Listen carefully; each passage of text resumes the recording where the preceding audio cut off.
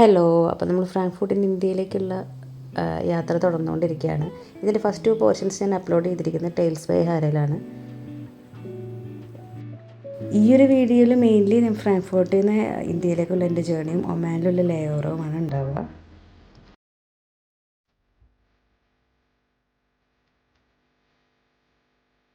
എൻ്റെ നൈബറിങ് സീറ്റ്സിലിരുന്നിരുന്ന പഞ്ചാബീസ്, അതായത് ഇന്ത്യൻസിൻ്റെ civic sense ഇല്ലാത്തൊരു ലൗഡായിട്ട് സംസാരിക്കുന്നതും അങ്ങനത്തെ ഡിസ്റ്റർബൻസ് ഒഴിച്ച് കഴിഞ്ഞാൽ ഫ്ലൈറ്റ് സ്മൂത്തായിരുന്നു.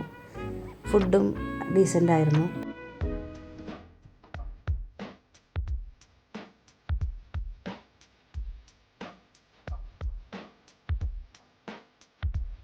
അധികം ഒരു സമയം ചിന്തിക്കുന്നതിനേക്കാൾ മുന്നേ നമ്മൾ ഒമാനിലെത്തി.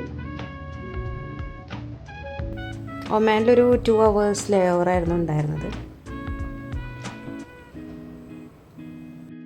ഒമാൻ ഡ്യൂട്ടി ഫ്രീയിൽ കയറിയപ്പോഴാണ് ഒമാൻ റിയാലിൻ്റെ ശരിക്കുള്ളൊരു കറൻസി വാല്യൂ എനിക്ക് മനസ്സിലായത്. ഇതാണ് നമ്മുടെ പൈലറ്റ് ഈ ഫ്ലൈറ്റിൽ ഇതാണ് നമ്മുടെ pilot with due respect to them. ഈ ഫ്ലൈറ്റിൽ എനിക്ക് ഭയങ്കര വ്യത്യസ്തമായിട്ടുള്ള അനുഭവമാണ് ഉണ്ടായിട്ടുള്ളത്. എൻ്റെ കോ പാസഞ്ചറിൻ്റെ ബ്രദറിനെ അവർ ഒമാനിൽ നിന്ന് ICUവിൽ അമൃത ഹോസ്പിറ്റലിലേക്ക് കൊണ്ടുവരുമായിരുന്നു. അപ്പോൾ ഞാൻ പ്രത്യേകിച്ച് ഒരു ഐലിലിരിക്കുന്നതുകൊണ്ട് തന്നെ എൻ്റെ തൊട്ട് സൈഡിൽ അവർ നേഴ്സും ഫുള്ളി ആൾ ടേക്ക് കെയർ ചെയ്ത് ഈ ICU യൂണിറ്റിൽ പൾസ് നോക്കി അതിനുള്ള എല്ലാ എക്യുപ്മെൻറ്റ്സ് ആയിട്ട് ഉള്ള ഒരു എങ്ങനെയാണ് അങ്ങനെ ഒരു എമർജൻസി സിറ്റുവേഷനിൽ ഫ്ലൈറ്റിലൊക്കെ ട്രാവൽ ചെയ്ത് കൊണ്ടുപോകുന്നത് എന്നുള്ളതൊക്കെ ഞാൻ ആദ്യമായിട്ടായിരുന്നു കാണുന്നുണ്ടായിരുന്നത്. അപ്പോൾ അതിൻ്റേതായിട്ടുള്ള ഒരു സീരിയസ് സിറ്റുവേഷനിലാണ് നമ്മളെല്ലാവരും അവിടെ ഇരുന്നിരുന്നത്.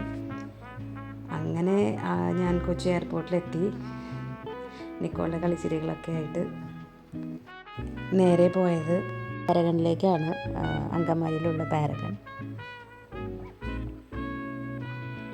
കുറേ നാൾ നമ്മൾ സ്പൈസി ഫുഡ്സ് ഒന്നും കഴിക്കാതെ ഈ പറഞ്ഞ പോലെ ബിരിയാണി ഒന്നും കഴിക്കാതെ ഒക്കെ ഇരുന്ന് നമുക്ക് ആ ഒരു പ്രത്യേകിച്ചും പുറത്ത് അങ്ങനെ പോയി വരുന്ന ആർക്കും ഇവിടുത്തെ നേറ്റീവ് ഫുഡ് കഴിക്കാനായിട്ടുള്ള ഒരു ആകാംക്ഷയും ആക്രാന്തവും ഒക്കെ ഉണ്ടാകുന്നത് പോലെ തന്നെയായിരുന്നു എൻ്റെയും അവസ്ഥ.